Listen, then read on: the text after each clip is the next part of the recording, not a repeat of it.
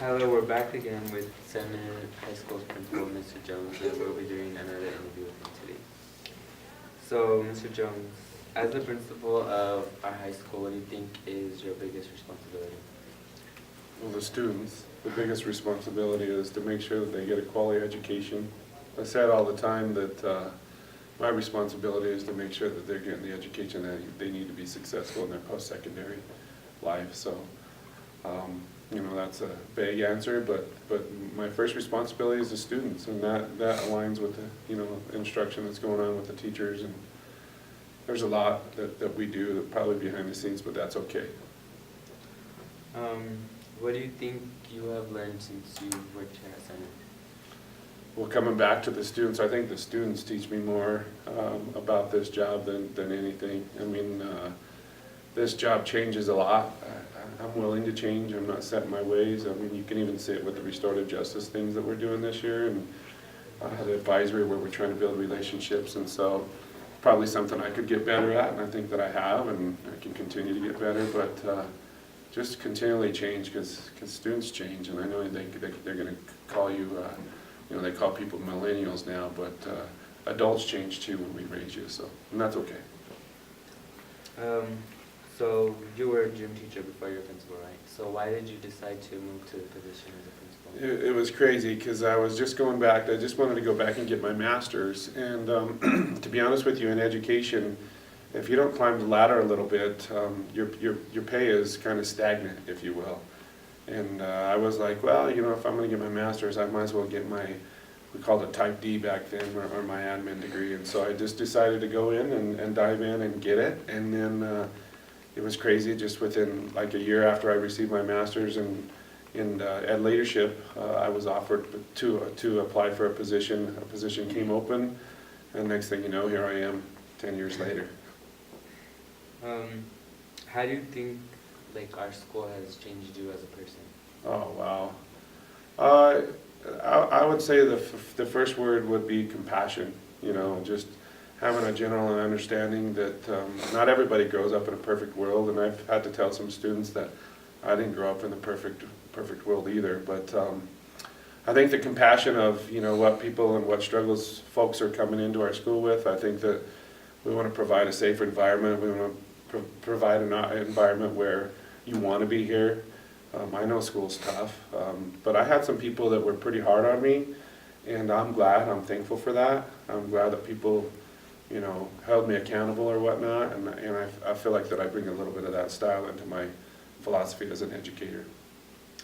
And lastly, so with the new year quickly approaching, what are you looking forward to for the 2018 school year?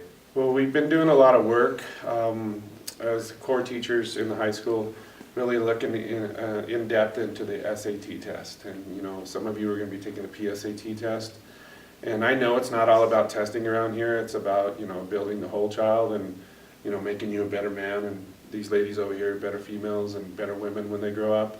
But if we're going to look at one test, the most important test in my mind is either the ASVAB or the SAT or PSAT. And so if we can get some of you folks, you know, to start getting into some elite colleges, and if not, just, you know, going into a trade school, or if not, going to the military, just trying to make sure that you're prepared for, you know, life. Even if you know, we want you to go, if you're going to go into the spuds business, we want you to be the manager and be sitting in an office, not picking through potatoes the rest of your life. So there's a lot of things, but we're really looking into, and your math and language arts teachers are really looking into the SAT stuff, and that's what's coming down the pike.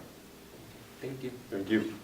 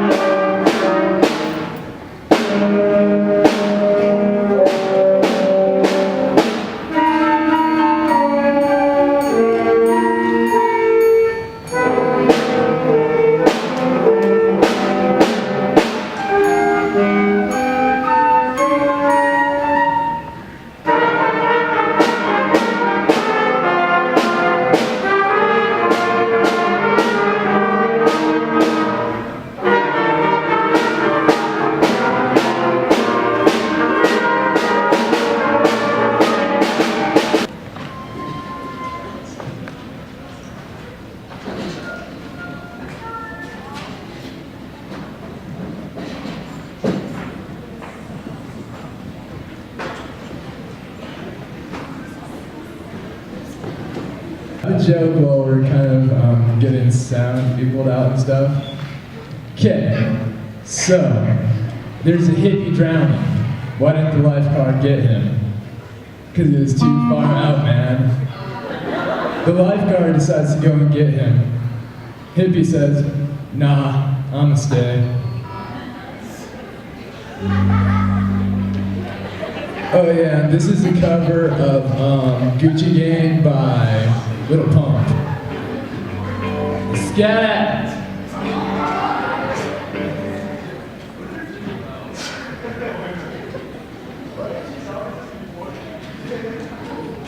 Skilly dilly dip!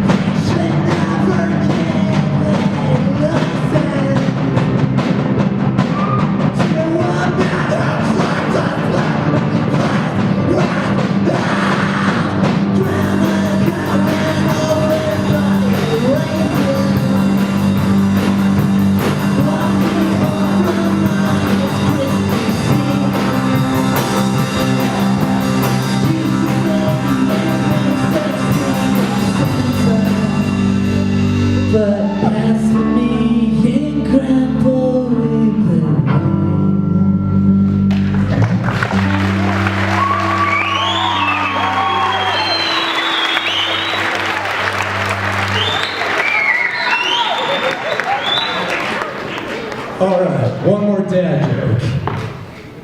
Okay. How many Assad dudes does it take to screw in a light bulb? None. It's already lit, fam. Thank you.